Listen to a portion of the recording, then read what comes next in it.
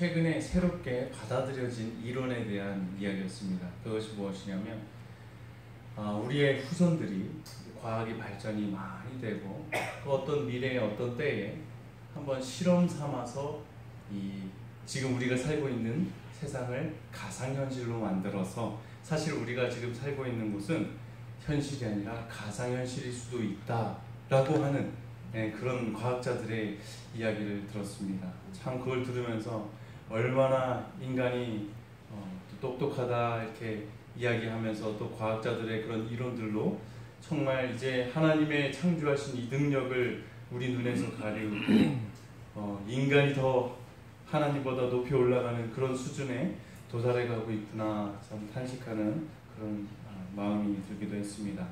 우리가 이러한 찬양처럼 언제나 이 창조의 능력을 가지시고 우리를 창조해 주신 지어주신 하나님을 생각할 수 있는 찬양을 부르는 것은 참 중요하겠다라는 생각이 들게 됩니다. 또 특별히 창조의 기념일인 이 안식일을 통하여 더욱더 우리를 창조하시고 세상을 창조하신 창조주 하나님을 잊지 않는 우리 모두가 되면 좋겠다 생각이 듭니다. 이번 주는 함정 가운데서 말씀을 함께 묵상했습니다. 우리 본문 말씀을 함께 읽으면서 혹시 묵상하지 못한 분들은 어떤 내용인지 살펴보도록 하겠습니다. 요한복음 8장 1절부터입니다. 우리 검정 글씨는 제가, 파란 글씨는 우리 성도님들이 읽어주시면 되겠습니다. 예수는 감람산으로 가시니라.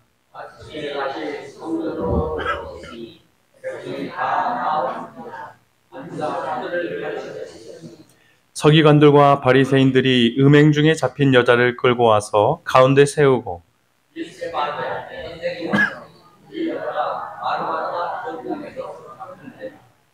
모세는 율법에 이러한 여자를 돌로 치라 명하였거니와 선생은 어떻게 말하겠나이까?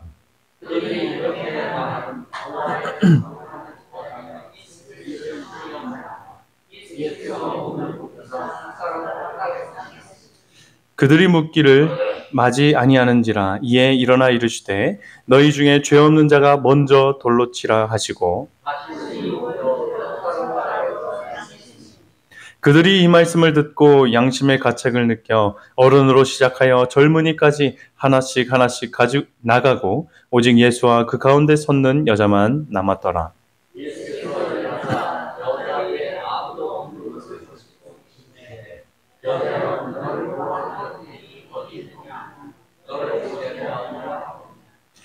함께 읽겠습니다. 시작. 대답하여 주여 없나이다. 예수께서 이르시되 나도 너를 정죄하지 아니하노니 가서 다시는 죄를 범하지 말라 하시니라.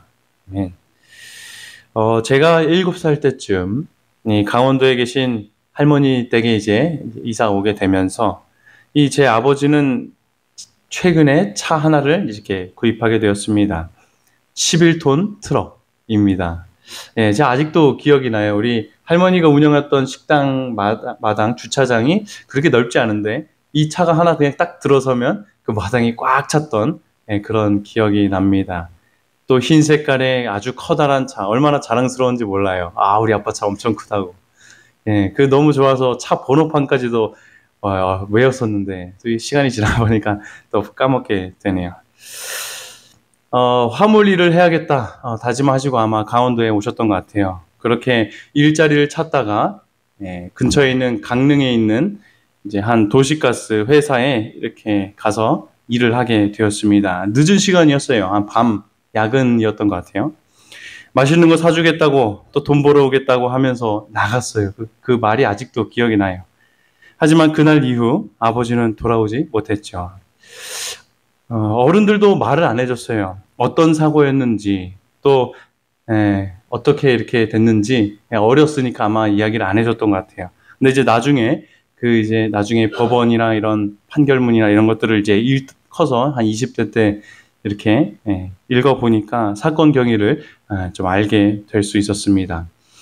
간단히 정리를 하면 이제 아마 이제 밤에 어떤 그 도시가스 회사 안에서 이제 뭐 이렇게 올리고 내리고 그 짐을 싣고 내리는 과정이었습니다.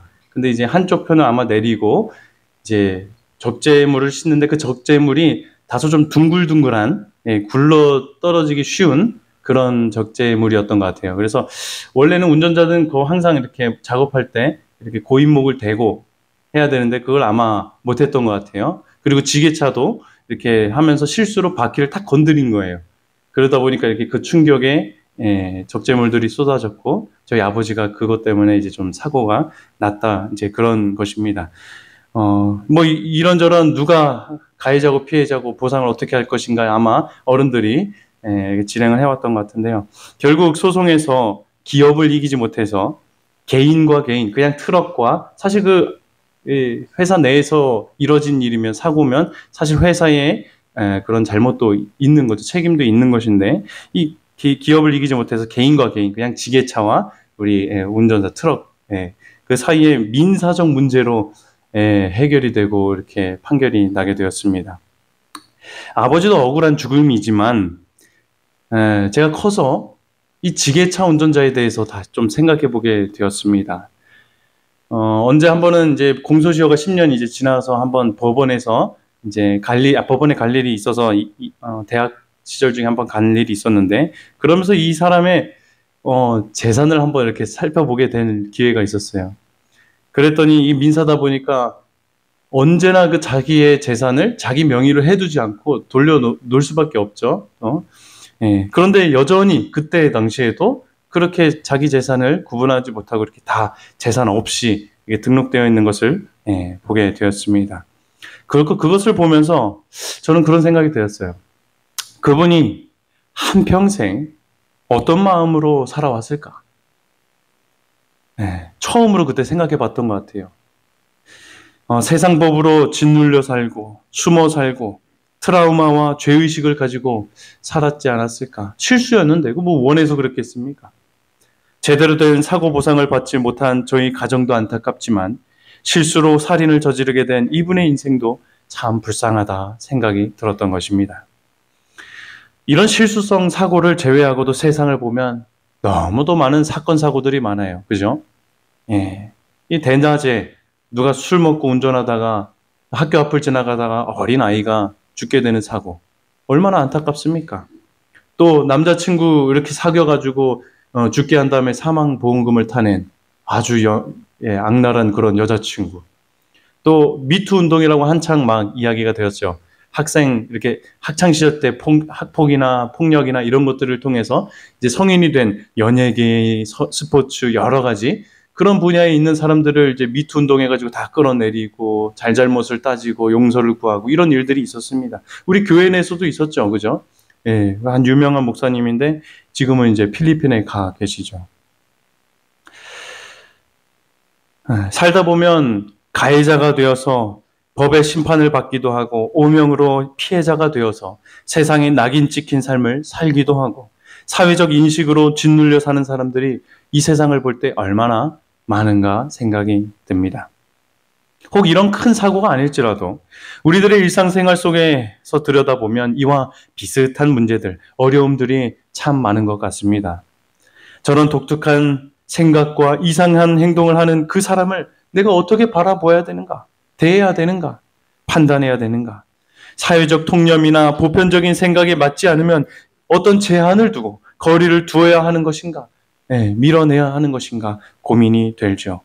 아니면 반대로 혹 내가 사람들로부터 손가락질을 받고 지탄을 받으면서 슬프기도 하고 두렵고 무서움을 느낄 정도로 인생에 대하여 고민을 할 때가 있기도 합니다. 이렇게 서로 사람들끼리 판단하고 정죄하며 매도하고 낙인 찍는 세상을 바라보며 또 반대로 그 안에서 죄책감과 위축감으로 살아가고 있는 인류를 바라볼 때 예수님은 어떤 마음을 가지실까? 저 사람이 어떤 범죄를 저질렀고 누가 봐도 질타받아 마땅한 사람일지라도 사실 그게 근본 원인이 아니었는데 이런 모든 일들의 참된 근원이 세상의 법이나 그런 것으로 가려지는 것이 아닌데 하시며 주님은 지금도 인류를 바라보시며 얼마나 눈물을 흘리실지 생각해 보게 되었습니다. 간절히 바라옵기는 이 시간 예수님의 마음을 우리가 한번 헤아려 보아서 이 시대와 사회를 또 주님의 관점으로 바라보며 먼저는 우리 자신이 회개와 위로를 얻고 나아가서는 구원하시는 주님의 사업에 동참하는 우리 모두가 되었으면 좋겠습니다. 먼저 우리들이 살고 있는 이 세상은 진리가 메마른 세상임을 보아야 합니다. 아니요, 믿는 우리 그리스도인들에게도 이런 진리가 메말라 가고 있음을 직시해야 할 것입니다. 이 초막절의 축제로 예수님께서 예루살렘에 계셨을 때 언제나 정탐꾼들이 예수님을 따라다녔어요. 왜 그랬어요? 뭔가 꼬투리를 잡으려고, 그죠? 그래서 예수님을 침묵시키기 위해 음모들이 시작이 된 것입니다. 특별히 제사장과 율법사들은 예수님을 함정에 빠뜨리려고 지켜보고 있었습니다. 할 수 있다면 폭력을 사용해서라도 주님을 제지시키기 위해 노력을 했던 것이죠. 그런데 이것뿐만이 아니었습니다. 만왕의 왕이신 예수 그리스도를 천대하기로 그들이 결심하고 그렇게 대우하기 시작한 것입니다. 예루살렘에서 설교를 하고 있었던 예수님을 찾아가 무슨 권세로 성전에서 가르치는지 유대인들이 질문을 합니다. 그러자 예수님은 그에 대한 대답보다는 중요한 영적인 교훈을 이때 선포하셨죠. 이렇게 말씀하셨어요. 내 교훈은 내 것이 아니요 누구의 것이라고요? 나를 보내신 이의 것이니라. 이 가끔 우리 기독교 신앙을 막 이제 받아들인 사람들 가운데 이런 이야기를 하는 사람들이 있어요. 내가 성경을 보아서 연구해서, 내가 종교들을 다 비교해 보아서, 내가 독학해서, 내가 어떤 목사님의 설교를 듣고 내가 선택해서 신앙을 받아들였다 고백하는 그런 경우를 종종 듣곤 합니다. 하지만 여러분, 결코 신앙은 나의 지성과 이성으로 거기서부터 시작되는 것이 아님을 기억하게 되시길 바랍니다. 임마누엘이신 예수님도 보십시오. 랍비들에게 자신이 어떤 사람에게 배우지 않았던 그 상황을 이렇게 하늘의 것까지 설교하게 된 것을 뭐라고 설명했습니까? 내 것이 아니라 내가 뭐 이렇게 똑똑해서 내가 뭐 독학해서 얻은 것이 아니라 이거 어디서 받은 것이라고요? 나를 보내신 이로부터 받은 것이다. 분명히 출처를 밝히고 있죠. 그리고 이어서 예수님은 중요한 영혼의 진리를 또 말씀하십니다. 17절에 보면 사람이 하나님의 뜻을 행하려 하면 이 교훈이 하나님께로부터 왔는지 내가 스스로 말함인지 알게 되겠다 말씀하셨어요. 이게 무슨 말입니까? 한글인데도 굉장히 어렵죠. 하나님의 뜻을 따르려는 사람은 누구든지 이 가르침이 하나님에게서 난 것인지 내가 내 마음대로 말하는 것인지 알 수 있게 된다는 것입니다. 즉 하나님의 뜻을 진실한 마음으로 행하기를 갈망하는 사람은 하나님에 의해서 계몽을 받고 사람들의 주장들이 있을지라도 그것들을 바르게 평가할 수 있는 힘을 얻게 된다라고 하는 사실인 것입니다. 그러니 우리가 신앙을 받아들이고 진리라고 하는 것을 믿고 순종하게 된 것은 어떤 사람들의 이론과 사상이 아니라 하나님께서 우리들의 마음 가운데 계몽시켜 주신 그 역사로 말미암아 신앙을 받아들이게 되었다는 사실을 우리들은 결코 잊지 말아야 할 것입니다. 이것이야말로 우리로 자유케 하시는 진리의 힘인 것입니다. 여러분, 참 진리를 소유하며 주님을 따르길 원하십니까? 그렇다면 방금 살펴본 예수님의 교훈을 마음속 깊이 간직하게 되시길 바랍니다. 진리가 무엇입니까? 성경적 근거가 탄탄한 논리가 진리입니까? 올바른 신학적 사상이 진리입니까? 남은 자손이라고 하는 우리 재림교회가 진리입니까? 그 어느 것도 아니에요. 예수님의 말씀을 다시 한번 정리하겠습니다. 오직 진리는 이것입니다.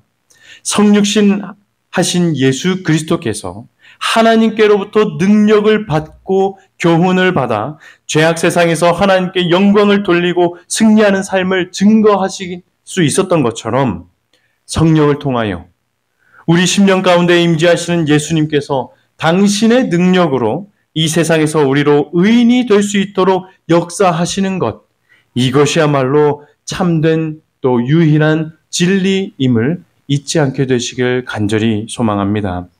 그러므로 우리 모두는 그 어떤 지식과 이론, 사상과 신학, 교회와 교단으로 진리를 발견하게 되는 것이 아니라 오직 내 안에서 역사하시는 길이요, 진리요, 생명이신 예수 그리스도만이 진리를 발견하게 하시며 그 진리 가운데서 살 수 있도록 하시는 능력 주시는 분이심을 우리들은 언제나 잊지 말아야 하는 것입니다. 이러한 진리를 유대인들은 가지고 있었어야 했습니다.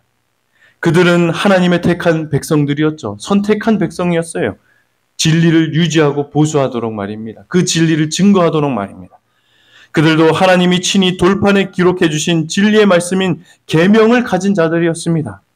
하나님께서 돌판의 말씀이 되셔서 이스라엘 백성들과 거할 때 그들은 주님의 놀라운 능력들을 경험하면서 진리를 맛보아 알았던 자들이었습니다. 하지만 이 본문 당시에 그들은 더 이상 진리를 증거하는 백성들이 아니게 된 것이죠. 그들은 진리를 잃어버린 자들이 된 것입니다. 유대인들은 이러한 진리를 잃어버리게 되니 우선은 율법에 나타난 남을 위해서, 남을 위하고 또 남을 사랑하는 그런 이타적이고 사랑이 넘치는 하늘의 품성을 잃어버리게 된 것입니다. 이기적인 마음이 진리의 백성들이라고 자처하는 그들 가운데 팽배해지고 말씀에 순종하기보다 남을 판단하고 질타하는 일에 만족하는 수순에 다다랐습니다. 그리고 결국은 자신들의 영광을 위해서 하나님이시자 진리이신 예수 그리스도를 오히려 함정 가운데로 몰고 간 백성들이 되게 된 것입니다. 심지어는 훗날 진리를 수호해야 되는 자들이 진리를 잃어버리게 되다 보니 백성들에게 그릇된 생각들을 심어주게 되었죠. 그래서 그로 인하여 결국 그들이 이끄는 사회와 국가에까지도 진리가 메말라지게 되어서 영적으로 어두워지는 일이 또 역사가 일어나게 되죠. 진리이신 예수 그리스도를 알아보지 못한 것에 모자라 극악무도한 바라바를 구제하고 무죄하신 예수님을 오히려 십자가에 못 박기로 결정하기까지 진리가 메마르고 없음으로 말미암아 사회와 국가 또 지도자들과 백성들은 이런 선택을 정당하다고 정의롭다고 여기며 역사를 이끌어오게 된 것입니다. 오늘 본문도 마찬가지입니다. 진리가 메마름으로 종교 지도자들은 악하여져서 어떻게 하면 예수를 죽일 수 있을지 음모를 조장하고 가늠한 여인을 붙잡아 예수님을 어떻게 하면 이 함정 가운데로 몰아넣을 수 있을지 고민했던 사람들이 바로 진리가 없어서 메말라졌기 때문에 아닙니까? 그들이 진리를 알았다면 어찌 이런 함정들과 음모를 펼쳤겠습니까? 진리를 알았더라면 이기적인 마음을 계속 품고 교만과 야망을 계속 품었겠습니까? 시대의 소망엔 이렇게 기록하고 있죠. 그들은 자신들이 수호하고 있다고 공언하는 율법을 스스로 범하고 있었다. 빠른 섬광처럼 이 말씀은 랍비들에게 그들이 뛰어들어 가려고 했던 그 멸망의 구덩이를 나타내 보였다. 참으로 영혼 구원하는 진리에 대하여 바리새인들은 잠시나마라도 자신들뿐만 아니라 사회와 국가까지 멸망의 구덩이로 우리가 지금 인도하고 있구나. 그들은 깨달았다 기록하고 있는 것입니다. 그들이 거절만 하지 않았다면 이 역사하심대로 순종했더라면 참 아름다운 하늘나라가 이 지상에 건설되었으리라 생각이 됩니다.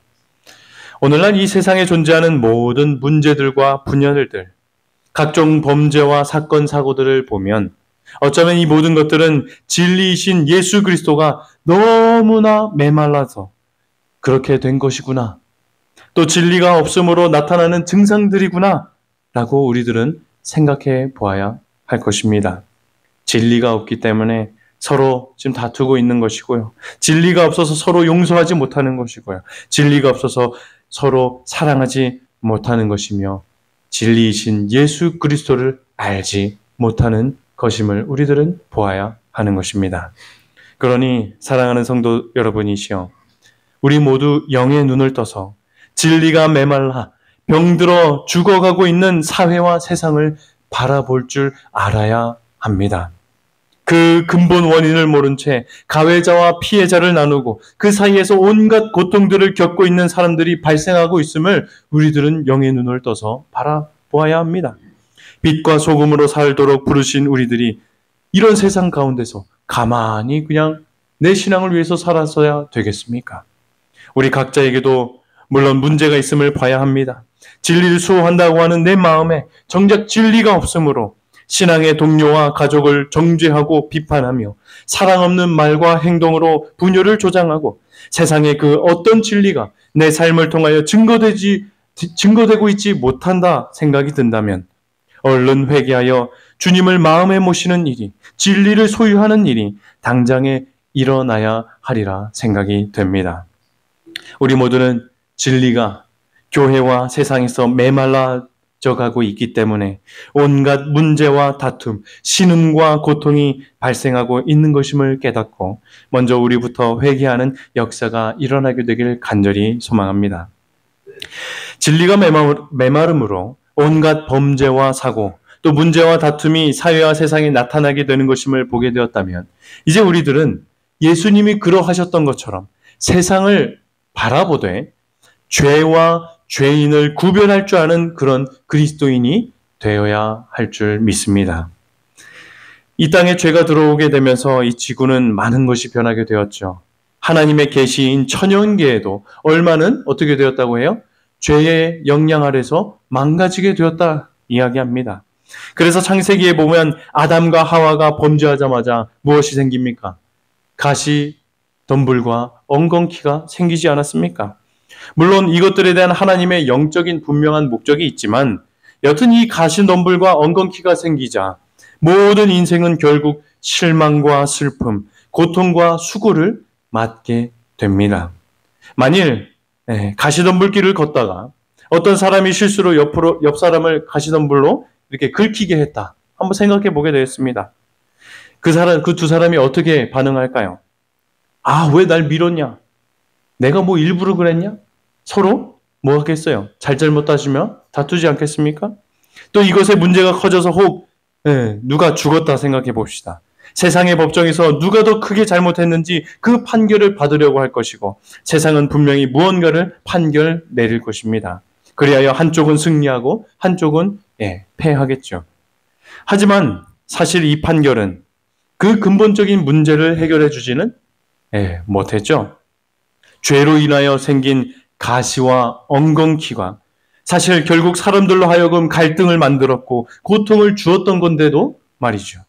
그렇게 볼 때 죄악 세상에서 서로 문제 삼고 상처받고 고통을 당하는 것은 사실 그 사람 때문이 아니라 어떤 상황 때문이 아니라 그 사람이 영향받게 된, 세상이 영향받게 된 죄 때문임을 우리들은 분명히 볼 줄 알아야 하는 것입니다. 예수를 죽이려고 음모를 조장했던 바리새인들과 서기관들은 이제 한 여인을 끌고 주님께 나왔죠. 그 여인이 누구였습니까? 대낮에 뭐했던 가늠하다 끌려 나온 여인이었습니다. 뭐 잘한 여인이었습니까? 이 여인은 오늘날로 따지면 어느 정도의 사람이었을까요? 어떤 부류의 사람이었을까요? 뭐 간음도 포함되겠지만 그것을 넘어 사회적 통념으로 또 법으로 무조건 심판받아야 마땅하고 그런 대우를 받아야 마땅하다고 생각되는 모든 부류가 아니겠습니까? 그렇게 처벌받아야 마땅한 여인이 바로 이 여인이었습니다. 간음했던 이 여인을 어떻게 우리들은 처리해야 할까요? 이 여인은 아주 죽여 마땅한 죄인이었죠. 왜 그랬습니까? 당시 모세의 율법에 따르면 이런 사람들을 어떻게 취급했죠? 죽였어요. 죽이는 것으로 사형으로 다뤘습니다. 일단 신명기를 참고해 보면 이 가늠한 남녀를 돌로 쳐 죽이라고 한 것을 보아 아마 이 여인이 처녀였던 것 같아요. 그죠? 아직 약혼한 정도 그런 상태였습니다. 여하튼 유대 전통에 따르면 이 남녀는 교살당해야 마땅했죠. 예수님께 끌고 나온 유대인들이 틀린 것이었습니까? 이 율법대로면 마땅한 것이 맞아요. 그들이 한 행동은 틀린 것이 아니었습니다. 심판받아 마땅하기 때문이죠. 심지어 그런 부류의 사람들을 분류하길 이스라엘 공동체 안에 있는 뭐라고까지도 신명기에서는 정의합니까? 너희 가운데에서 뭘 제하라고요? 악. 야, 이게 너무 참 무섭지 않습니까? 그러므로 본문 당시에도 가늠한 이들을 돌로 쳐 죽이는 것은 유대 나라의 당연시된 일반화된 사회적 통념이었음을 우리들은 살펴보아야 합니다. 다시 본문의 상황으로 돌아와서요. 만일 여러분들이 예수님이셨다면 죽어 마땅한 가늠한 여인을 심판해 주길 바라는 상황 속에서 여러분들은 무엇을 바라보고 어떻게 행동하시겠습니까? 아무 고민 없이 그저 사회적 통념과 당연히 고시된 그 법에 따라 처벌하시겠습니까?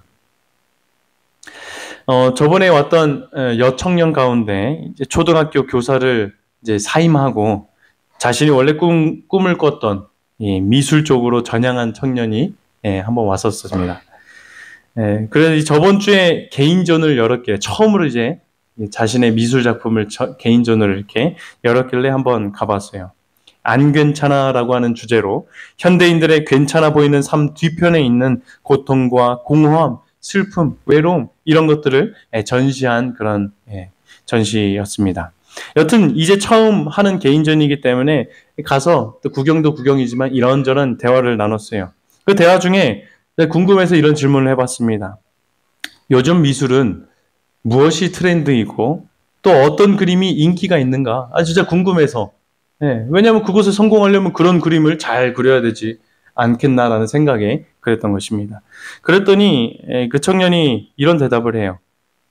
퀴어가 뭔지 아세요? 성소수자들. 이제 우리 퀴어 축제 많이 들어보셨죠? 퀴어가 대세다 이야기를 하더라고요. 정말이지 실제로 인터넷에 검색해보니 이미 동성애자 작가들이 참 인기 있는 반열에 올랐고 그런 주제로 이 동성애와 관련된 주제로 그린 작품들이 굉장한 인기와 트렌드를 지금 이 시대에 형성하고 있음을 찾아볼 수가 있었습니다.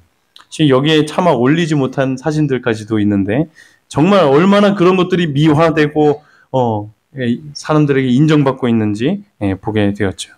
이런 성소수자들의 작가들과 작품들이 세상에서 인기를 끌고 있다라고 한 사실은 제게 있어서 참 놀라운 일이 아닐 수가 없었습니다. 게이, 레즈비언, 양성애, 또 이젠 성까지 바꾸죠. 트랜스젠더, 무성애자 등 이런 성소수자들의 이야기는 이제 먼 이야기가 아닌 거구나 그런 생각이 또 들었습니다. 여러분, 만일 머지않은 미래에 이런 성소수자들을 교회에서 만날 기회가 있다고 한번 생각해 봅시다. 만약 그들이 교회에 나오고자 한다면 여러분들은 어떻게 하시겠습니까? 아니요, 혹 그들이 교회 내에서 이상한 분위기를 만들게 된다면 여러분들은 어떻게 하시겠습니까? 내쫓겠습니까? 나오지 말라고 권고하시겠습니까? 성경은 이런 자들에게 또 뭐라고 이야기까지 해요? 여러 레위기, 또 신명기, 열왕기상, 열왕기하, 욥기, 로마서, 디모데 이런 자들에 대한 성경의 분명한 입장이 있어요. 다 부정적입니다. 남자와 교합하지 말고 그들은 반드시 뭐하라고 했었어요? 죽여야 됐습니다. 또 심지어는 신약 시대에도 그런 탐색하는 자, 이 좀 여성스러운 남자 있잖아요. 동성애에서도 여자 역할을 하는 그런 사람이 탐색하는 자예요. 남색하는 자. 동성과 동침하는 그런 사람들입니다. 그런 자들은 하나님의 나라를 유업으로 뭐하지 못한다고요? 받지 못한다. 분명히 이야기하고 있어요. 성경은 이렇듯 이런 자들을 반드시 죽여야 하는 존재로 하나님의 나라에 가지 못하는 존재로 규정하고 취급하고 있는 것은 또 사실입니다. 마치 본문 당시 가늠한 여인과 같은 입장이죠. 율법으로나 사회적 통념으로나 처벌조와 마땅하고 정죄해야 마땅한 그런 존재의 부류들인 것입니다. 그러니 교회는 그들을 처벌하고 내쫓아야 할까? 한번 다시 질문해 보길 원합니다. 이런 사람들이 교회에 나오면 어떻게 할까? 모든 선악간에는 하나님께서 심판하시겠지만 본문을 묵상한 우리들은 최소한 예수님이 보이셨던 그 본처럼 죄와 죄인을 구분하여 사회와 세상을 바라볼 필요가 있겠다 생각이 들었습니다. 망가진 사람의 정신, 죄는 미워하되 성소수자로 살 수밖에 없게 된 저 죄인들은 우리들은 사랑할 수 있는 그런 그리스도인들이 되어야 할 줄 믿습니다. 이 외에도 사회적 통념이란 이유로 또 상식과 합리적이라는 이유로 또 고정관념 때문에 상처를 주기도 하고 받기도 하는 일들을 크고 작은 공동체 내에서 반복하고 우리들은 살고 있습니다. 이는 교회도 마찬가지이죠. 말씀이라는 기준으로, 예언의 신이라는 기준으로, 또 오랜 신앙적 습관과 문화라는 틀로 타인을 정죄하고 비판하며 수용하지 못하고 밀어내려고 하는 경우가 얼마나 많은지 모르겠습니다. 이것들도 결국 죄의 가시덤불 때문에 서로 상처를 주고받게 된 것임은 보지 못하고 너가 밀었느니, 너가 잘했느니, 그렇게 하면 안 된다느니 하며 죄인끼리 헛된 원인을 찾으려고 노력하는 것이 아니겠습니까? 이런 상황 가운데 놓인 우리 모두에게 주님은 말씀하십니다. 우리 함께 읽어볼까요? 시작. 너희 중에 죄 없는 자가 먼저 돌로 치라. 여러분, 나 자신을 돌아보면 사실 어떻습니까? 겉으로 보면 멀쩡해 보이지 나의 내면을 들어보다 보면 매일 죄의 영향 아래에서 늘 이기적이고 교만하며 타인을 배려하거나 사랑할 줄 모르는 그런 연약한 죄인 아닙니까? 즉 우리 모두도 진리가 메말라 사랑 없이 사는 그런 그리스도인 아닙니까? 우리 중 누가 죄가 없다고 자부하여서 감히 어떤 한 영혼을 심판할 권세를 가질 수 있는 자가 있겠습니까? 그러니 예수님이 보시기에 죄로 인해 천성적으로 동성애자들이나 또 죄의 유혹에 허덕이는 벗어나지 못하고 있는 우리 그리스도인이나 다 똑같은 죄인으로 보이지 않겠습니까? 시대소망에는 이렇게 기록합니다.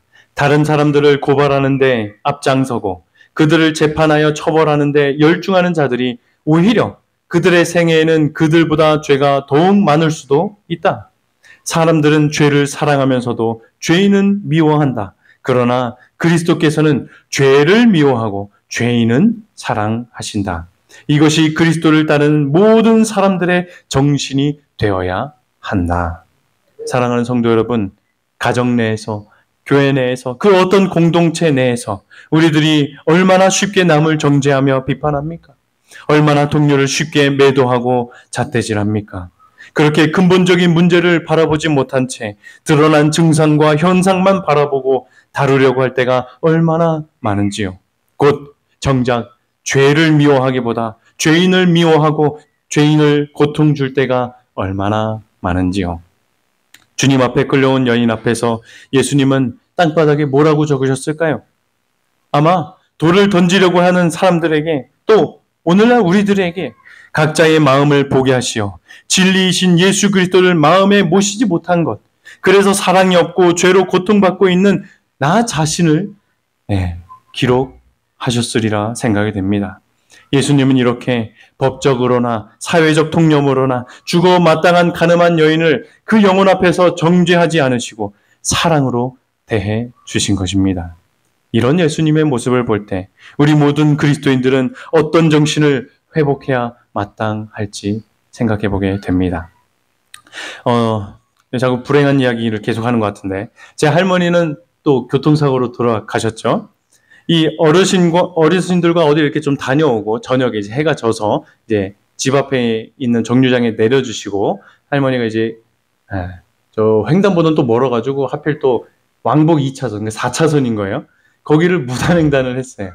이쪽 편을 보니까 차가 없어서 건넜는데 이제 밤에 반대서 오는 것까지는 차마 이렇게 보지 못했던 것 같습니다.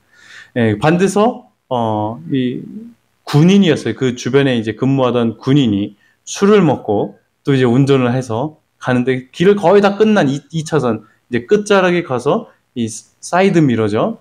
차의 사이드 미러에 머리를 맞으시고 그냥 이제 돌아가시게 되었습니다. 정말 얼마나 믿기지 않고 당황스러웠던지요. 참 이런 상황들을 우리가 살아가면서 많이 만나죠. 보기도 하고. 우리 그리스도인들하면 어떻게 해야 될까요? 세상적으로 보면 소장을 날리고 법의 심판을 받도록 그것도 군인이었어요. 아주 공인 아닙니까? 네. 복수해야 마땅하겠죠. 잘잘못을 따지고 보상을 충분히 받아야 마땅하겠죠. 하지만 죄와 죄인은 무엇해야 된다고요? 분리해서 봐야 한다고 말입니다.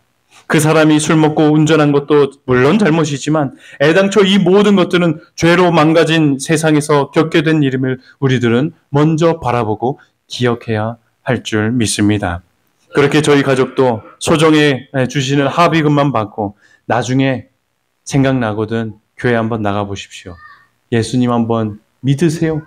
그 기도하는 말 한마디 해주고 서로 이렇게 일을 정리했던 기억이 납니다. 여러분, 이 이야기는 제 자랑이 아닙니다. 혹 정신 승리의 이야기가 아닙니다. 이 모든 것의 억울함과 공의는 재림의 심판의 때에 하나님께서 해결해 주실 것입니다. 다만 저나 우리 모든 그리스도인들은 주님이 가지셨던 이러한 하늘의 정신을 가지고 죄는 미워하지만 죄인은 불쌍히 여기며 사랑을 베푸는 자들이 되도록 성령을 구하며 기도로 인생을 살아야 하지 않겠습니까? 그런 자들이 될 수 있도록, 그런 정신을 회복하는 우리 모두가 될 수 있도록 간절히 소망합니다. 오늘 본문의 말씀은 예수님을 음모하는 비참한 장면이지만 또 동시에 당신의 자녀들을 구원하시는 얼마나 아름다운 장면인지 또 모르겠습니다. 이런 예수님이 우리들의 구원자 되심에 참으로 감사를 드립니다. 시간이 없어서 좀 빨리 지나가겠습니다. 이 가늠한 여인을 데려온 바리새인들의 의도에는 크나큰 함정이 있었죠. 그죠? 이것을 선택하면 또 저것을 선택하면 분명히 그 선택에는 예수님께서는 득이 되지 못할 그런 일들이 다 숨겨져 있는 것들이었습니다. 하지만 이런 함정들 가운데서도 예수님은 그 문제를 해결하고 애쓰려고 하기보다 영혼을 구원하기 위하여 더욱 관심을 쏟고 노력하셨던 것 같습니다. 그렇지 않고서야 너희 중에 죄 없는 자가 뭘로 돌로 치라고 그런 아주 사랑이 담긴 말씀을 할 수 없었을 것이라 생각이 된 것입니다. 참 은혜가 돼요. 사실 간음이라는 것은 여인이 있으면 누구도 있기 마련이에요. 남자도 있기 마련이죠. 하지만 그 어떤 구절에서 그 남자를 데려와서 정죄를 하거나 여러 그런 시도한 예수님의 모습을 볼 수가 없죠.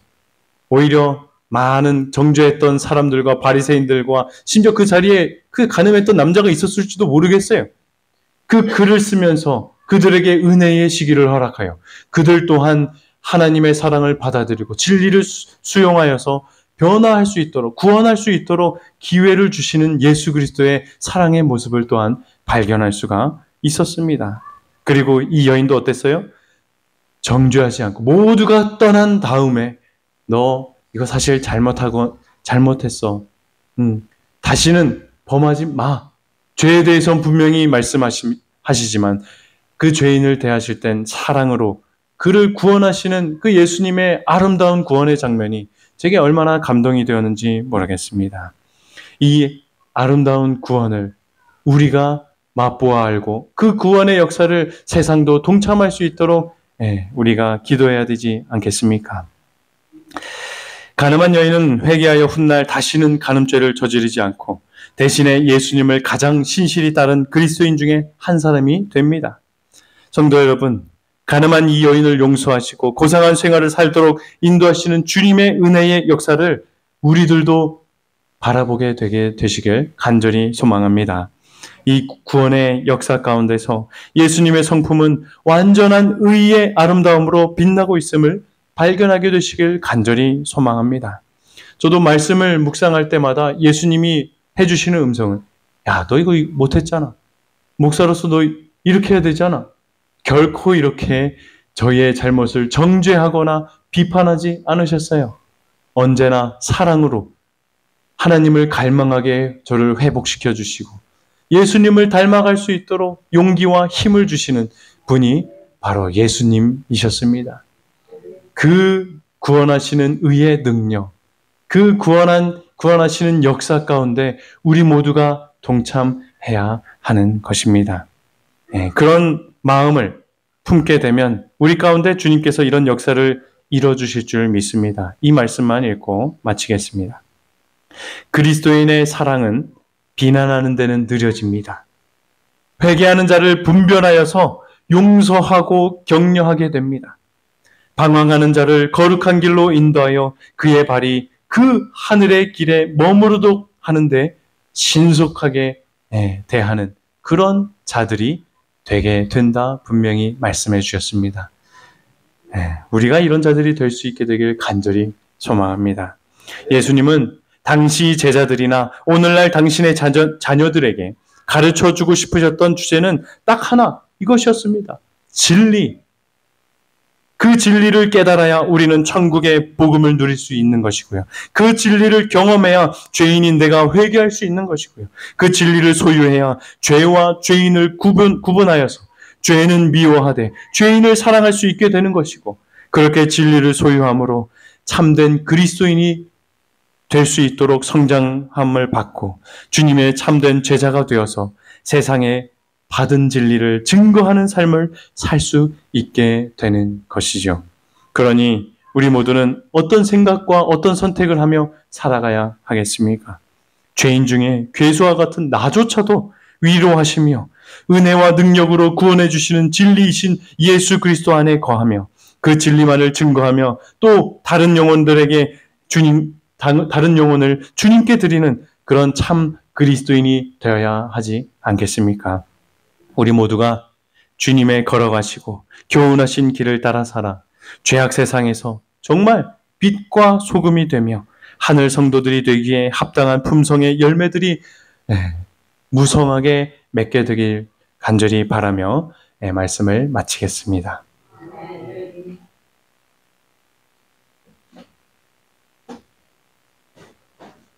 다 같이 일어서셔서 419장